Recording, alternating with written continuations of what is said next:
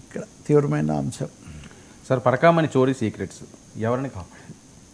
చాలా తీవ్రమైన విషయం అండి. నిన్న బీజేపీ అధ్యక్షుడు రామచంద్రరావుతో సహా తెలంగాణ అధ్యక్షుడు గతంలో ఈఓగా పనిచేసిన మాజీ చీఫ్ సెక్రటరీ ఎల్వి సుబ్రహ్మణ్యం, మాజీ సిబిఐ మాజీ జేడీ లక్ష్మణ, వీళ్ళందరూ కలిసి ఒక మీడియా గోష్ఠి ప్రైవేట్ హోటల్లో నడిపారు. దాంట్లో 2-3 విషయాలు వచ్చాయి. ఒకటి, ఆ రవికుమార్ అనే అతను 76,000 రూపాయలు చోరీ చేసింది ఎప్పుడు 2023 ఏప్రిల్లో చేస్తే 2025 సెప్టెంబరు లేదా ఆగస్టులో ఇది చర్చనీయాంశము వివాదము అయింది. మరి చాలా కాలం ఈ మధ్యలో గడిచింది. ఇది కూడా ఈ ఫుటేజ్ కూడా ఎలా వచ్చింది, ఎందుకు వచ్చింది అనే ప్రశ్నలు ఒకటైతే, కానీ అసలు ఇంతకాలం అతను ఎలా కొనసాగాడు? 20 ఏళ్ళ నుంచి దాదాపు. తర్వాత దీని మీద వైసీపీ టీడీపీ మామూలుగా వాళ్ళు అనుకుంటున్నారు. ఇక్కడ బీజేపీ ఎంటర్ అయింది. ఇప్పుడు బీజేపీ కూడా ఏదో విధంగా బీజేపీ రూపంలో కాకపోయినా హిందూ ధార్మిక సంస్థలకు కొండ మీద జరిగే వాటికి కూడా బాగా సంబంధాలు అయితే అవి ఉన్నాయి. అది కాకుండా ఈ రవికుమార్ అనే అతను ప్రభుత్వ ఉద్యోగి కాదు. ఆ మాట ఎల్వి సుబ్రహ్మణ్యం స్పష్టంగా చెప్తున్నారు. ఆయన ప్రభుత్వ ఉద్యోగి కాదు కాబట్టి ఆయన కోర్టు కిందికి రారు. ఆయన ఒక మఠం తరఫున వస్తున్నారు. అంటే బయటి నుంచి ఒక మఠం తరఫున వచ్చే ఒక వ్యక్తి ఇంత భారీ వ్యవహారానికి చొరబడితే ఆయన అంటున్నది ఏంటంటే, మనం ఇటువంటి విషయాల్లో ఎందుకు పంపించారు, వాళ్ళకి ఏమైనా సంబంధం ఉందా లేదా అడగకూడదు అంటున్నా. అడగాలి అని నేను అంటున్నా. మీ గతంలో కూడా నేను చెప్పాను. ఒక వేరే బయట నుంచి స్వచ్ఛందమైన పేరుతోనో ఆధ్యాత్మికత పేరుతోనో ఎవరినైనా ఒకటి పంపించిన వ్యక్తి ఇంత భారీ వ్యవహారం చేస్తే, ఇప్పుడు అయిన తర్వాత అతను 14 కోట్ల విలువైన ఆస్తులు హుండీలో వేశారు. వాటి మార్కెట్ విలువ 40 కోట్లని ఈయన అక్కడ అంటున్నారు దీనికి. కాబట్టి అసలు ఏం జరిగింది? జేడీ లక్ష్మణ్ చెప్పేది ఏంటి, చిన్న ఇది పెట్టారు, దాని మీద చౌర్యం వరకే పెట్టారు, కానీ అది క్రిమినల్ బ్రీచ్ ఆఫ్ ట్రస్ట్, ద్రోహం లాంటిదని. కాకపోతే ఈ ద్రోహం ఎవరికి అనే విషయంలోనే నేను తేడా వస్తుంది. నిన్న మాట్లాడిన మిత్రులందరూ, భానుప్రకాష్ రెడ్డి కూడా ఉన్నట్టున్నారు, టీటీడీ బోర్డు సభ్యుడు. మరి బోర్డు సభ్యుడు బోర్డులో చక్కగా తీర్మానం చేయించే బదులు బయటకు వచ్చి ఈ కాంబినేషన్లో, ఇటు తెలుగుదేశం లేదు లేదా కూటమిలో ఉన్నారు కదా వీళ్ళందరూ, అది కూడా హైదరాబాద్లో జరిగిందేమో అక్కడ ఇవన్నీ అయితే, అంటే నిజంగా రాజకీయంగా కూడా రకరకాల శక్తులు ఎలా పనిచేస్తున్నాయి లేదా ఏం వాళ్ళు ఏమంటారంటే, ఇది మత విశ్వాసానికి జరిగిన దెబ్బ చాలా పెద్దది అంటారు. నేను అంటాను 100,000 కోట్లు భక్తితోనే ఎందుకైతే ఒకసారి ఇచ్చిన తర్వాత ఆయన పేరే వడ్డీ కాసులు వాడు అంటే లెక్క చూసుకొని మరీ తీసుకుంటాడు. ఎందుకంటే ఆయన కుబేరుడికి కట్టాలి, ఆయన దగ్గరే మిగలదు. పెళ్లి కోసం చేసిన అప్పు స్వామివారు ఇవి రూపంలో భక్తుల నుంచి తీసుకొని చెల్లిస్తున్నారు. కాబట్టి ఇదేదో మతపరమైన విశ్వాసానికి విఘాతం. మతము అనగానే మళ్ళీ అది దాని డైరెక్షన్ మళ్ళీ ఇంకొక వైపు పోతుంది.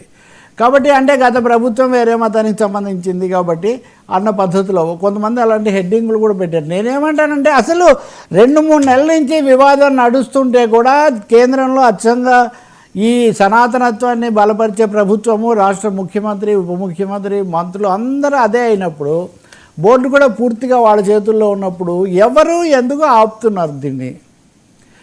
మీడియా గోష్ఠిలో ఒక వీళ్ళ తరఫున చెప్తే తప్ప, పైగా ఒక రాజకీయ పార్టీ అధ్యక్షుడు అక్కడ ఉన్నాడు. ఆ రాజకీయ పార్టీ దేశాన్ని పాలిస్తుంది. ఆ రాజకీయ పార్టీ దేశాన్ని పాలించే రాజకీయ పార్టీ, అది కూడా ఒకసారి కాదు, 15 ఏళ్ళు పాలించే అధికారం దానికి ఇప్పుడు ఈ 3వసారి నడుస్తుంది. 12 ఏళ్ళ నుంచి 11 ఏళ్ళ నుంచి. మరి ఏం జరుగుతుంది వర్మ గారు దీని మీద? ఎందుకు నిజమైన అంటే ఇప్పటికి కూడా మీరు ఎవరిని కాపాడుతున్నారు? ఇది నా ప్రశ్న.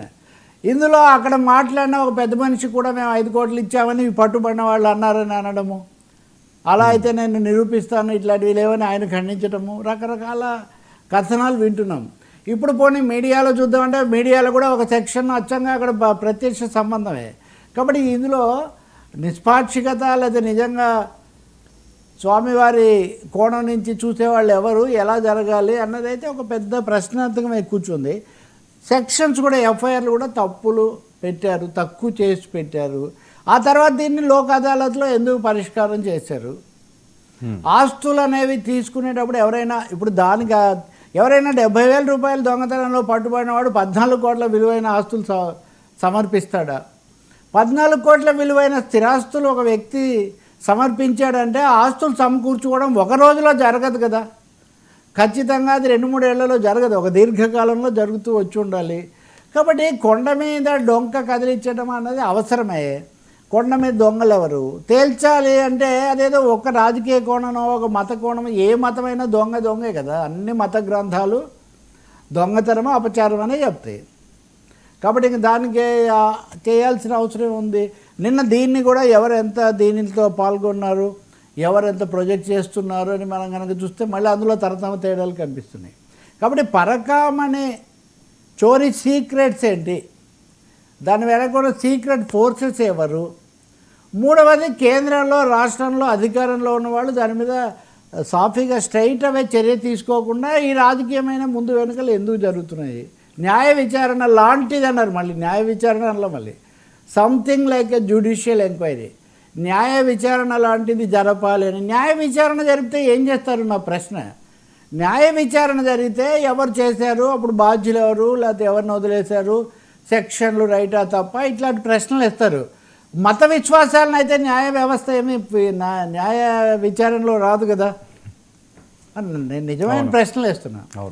ఇది నా తరఫున కాదు, ఇంకొక తరఫున కాదు, అఖిలాండ కోటి బ్రహ్మాండ నాయకుడు అంటారు కదా, భక్తులందరికీ కలిగే సందేహాలు నేను చెప్తున్నాను. న్యాయ విచారణ అన్నది వేస్తే కనుక అది క్రిమినల్ ఆస్పెక్ట్స్ లేకపోతే అడ్మినిస్ట్రేటివ్ ఆస్పెక్ట్స్ చూస్తుంది, పొలిటికల్ ఆస్పెక్ట్స్ కూడా చూడదు. న్యాయ విచారణలో భూమన కరుణాకర్ రెడ్డి వైసీపీకి సంబంధించిన ఆయన ఉన్నాడా, లేకపోతే ఇప్పుడు నాయుడు గారు తెలుగుదేశం ప్రభుత్వం కూటమి ప్రభుత్వం వచ్చాక నియమించారా, లేదా మధ్యలో వచ్చిన సుధాకర్ ఆయనదేంటి, ఇటువంటివన్నీ వైవి సుబ్బారెడ్డి ఏంటి, ఇవన్నీ అనవసరం. కాబట్టి ఇక్కడ లోగుట్టు పెరుమాళ్ గారు కానీ సామెత, పెరుమాళ్ళు అంటే విష్ణువే కదా తమిళలో. ఇప్పుడు ఆ పెరుమాళ్ళ దగ్గర జరిగిన దీని సంగతే తేలటం లేదు. ఇంతమంది ఒక ఐఏఎస్ ఒక ఐపీఎస్ అందులో ఒక ఆయన. ఇక్కడ ఇంకో సమస్య కూడా ఉంది, అక్కడ పనిచేసిన వాళ్ళే వచ్చి మళ్ళీ మాట్లాడటం అంటే వాళ్ళకి ఇంకా ఎక్కువ విషయాలు తెలిసి ఉండాలి కదా. ఇప్పుడు మన ఈయన కూడా రంగరాజన్ గారు కూడా దాంట్లో పాల్గొన్నారు, చిలుకూరు బాలాజీ. కాబట్టి అక్కడి నుంచి ఇక్కడి వరకు భక్తులను కదిలిస్తున్న ఈ ఉదంతంలో ఎవరెవరు పాక్షిక ప్రయోజనాలకు, మత రాజకీయాలకు, ఆధిపత్యాలకు అతీతంగా దీన్ని విచారణ జరపాలి. అది బహుశా నేను అనుకోవడం ఏ అత్యున్నత న్యాయస్థానం లాంటి దీంట్లో జోక్యం చేసుకోగలిగితే చాలా చాలా బాగుంటుంది. అప్పుడు ఈ సమస్య కొంతన్నా పరిష్కారం అవుతుంది. ఇప్పుడు అది జరుగుతుండగానే యాదగిరి గుట్ట గురించి కూడా తెలంగాణ పత్రికల్లో వార్తలు కనిపిస్తున్నాయి. సో చాలా దుర్గా గుడి గురించి కూడా కొంతకాలం కిందట ఇవి వచ్చాయి. సో అసలు ఇవన్నీ జరగకూడదంటే ఈ ఆలయాలు మొత్తంగా స్వాములకి మఠాలకు అప్పగించాలి అని కదా డిమాండ్. అవును, ప్రత్యేకించి దీని మీద విజయవాడలో ఒక సభ పెట్టారు, జాగరణ ఏదో. మఠాల నుంచి వచ్చిన ఆయనే కదా ఇది చేస్తున్నారు, మఠాలకు అప్పగిస్తే ఇంకేం జరుగుతుంది. కాబట్టి ఇక్కడ సమాధానం లేని ప్రశ్నలు చాలా ఉన్నాయి. మీరు అన్నట్టుగా లోగుట్టు పెరుమాళ్ గారు కాదు, దీని భావమేమి తిరుమలేశా అని అప్పుడెప్పుడు ఆయన రాసినట్టుగా దీని భావమేమి తిరుమలేశా అనే ప్రశ్నతో మనం ముగించాలి. ప్రభుత్వాలు, పాలక వ్యవస్థ, తిరుమల తిరుపతి పాలక వ్యవస్థ మౌనం వహించటం కూడా సముచితంగా లేదు. ఇది రాజకీయ వివాదం కాదు, ఇది మత వివాదం కాదు, ఇది పాలనా సంబంధమైన విశ్వాసాలకు సంబంధించిన అంశం. భక్తుల మనోభావాలకు, భౌతికంగా ఇచ్చిన దాన ధర్మాలకు సంబంధించిన అంశం ఇది. సార్ కేసినేని చిన్ని వర్సెస్ కొలుకుపూడి